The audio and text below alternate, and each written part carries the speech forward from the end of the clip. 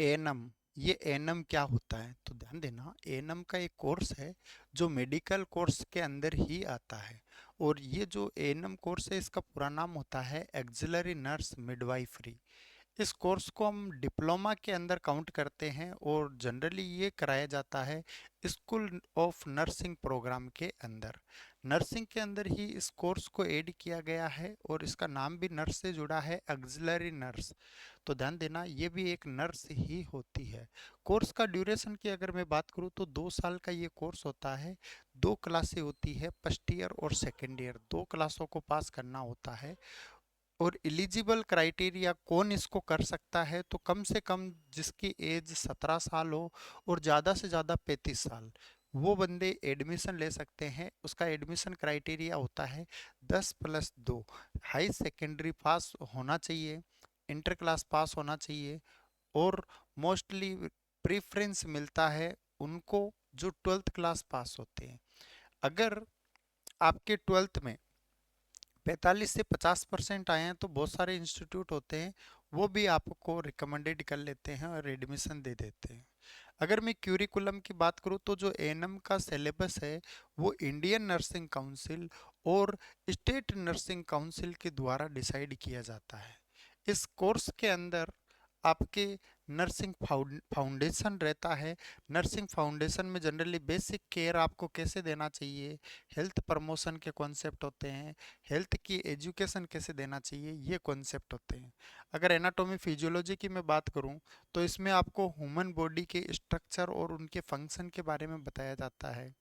Microbiology की बात करूं तो आपको कुछ लेवल पर कुछ माइक्रो ऑर्गेनिज्म मतलब सूक्ष्म जीवों के बारे में बताया जाता है और उनका रोल क्या होता है, कौन सा इन्फेक्शन वो पैदा करते हैं, ऐसी आपको न्यूज़ दी जाती है, ऐसा आपको पढ़ाया जाता है। फार्माकोलॉजी में आपको कुछ जनरल मेडिसिन्स के बारे में बताया जाता है और कुछ उनकी दवाओं के असर क्या होता है उसके बारे में आपको बताया जाता है। न्यूट्रिशन की बात करूं तो आपको बेसिक डाइट के बारे में बताया जाता है कि कौन कौन सी डाइट होती है जो मोस्टली कौन कौन सी कंडीशन में रिकमेंडेड की जाती है। मिडवाइफरी की बात करूँ तो आपको सारा कॉन्सेप्ट लेबर से रिलेटेड बताया जाता है, प्रेग्नेंट लेडी से रिलेटेड बताया जाता है, जब बच्चा डिलीवर हो रहा हो वो कॉन्सेप्ट आपको बताए जाते हैं, पोस्ट नेटल केयर के बारे में बताया जाता है। तो ये सारे कॉन्सेप्ट जो एक माँ और एक बेबी से जुड़े हुए हैं, इनको आपको बड़ी गहराई के साथ बढ़ाया जाता है जिससे कि आप अपने हर एक कॉन्सेप्ट को बहुत इजीली कवर कर सकते हैं। इसके अलावा आपको कम्युनिटी हेल्थ नर्सिंग के कॉन्सेप्ट भी बताए जाते हैं जिसमें एक सोसाइटी समुदाय में लोग कैसे रहते हैं उनके बारे में आपको जानकारी दी जाती है। कुछ कॉन्सेप्ट मेंटल हेल्थ नर्सिंग के भी आते हैं जिसमें आपको जनरल मेंटल बीमारियों के बारे में बताया जाता है कि मानसिक रोग क्या होते हैं, कौन कौन से होते हैं। इसके अलावा फर्स्ट एड और इमरजेंसी केयर के बारे में भी एग्जाम में बहुत सारे क्वेश्चंस आते हैं। इसलिए एक एएनएम को ये भी पता होना चाहिए कि जब इमरजेंसी हो तो कौन कौन से केयर प्रोवाइड करना चाहिए। तो वो सारे सब्जेक्ट के अंदर ही कवर होते हैं। इसके अलावा मैं बात करूं तो आपकी अलग अलग हॉस्पिटलों में ड्यूटी लगाई जाती है जिससे कि आपको एक प्रैक्टिस करने का मौका मिले हॉस्पिटल में, क्लिनिक्स में, प्राइमरी हेल्थ सेंटर, पीएससी जो हमारे एरिया के आसपास में छोटे हॉस्पिटल होते हैं सरकारी, उनके अंदर, बड़े सरकारी हॉस्पिटलों के अंदर, इनके अंदर ट्रेनिंग करवाई जाती है आपकी।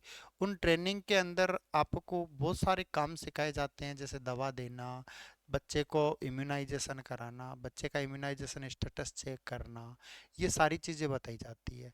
इसके अलावा communication skill, management, record report, इनसे रिलेटेड भी आपको ट्रेनिंग दी जाती है जो अलग अलग सेंटरों पर भेजकर आपको बताया जाता है। अगर करियर अपॉर्चुनिटी की बात करूं मैं कि आप एएनएम करने के बाद कहां कहां जॉब कर सकते हैं, तो ध्यान देना, आप हॉस्पिटल चाहे गवर्नमेंट हो या प्राइवेट हो आप जॉब कर सकते हैं।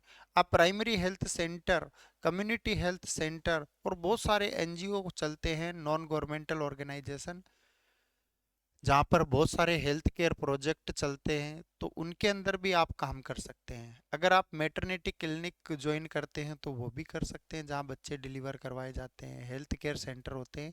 इसके अलावा आप किसी पेशेंट को जो हॉस्पिटल नहीं जा सकता ऐसी कंडीशन में है, तो उसको आप होम केयर हेल्थ सर्विस भी दे सकते हैं।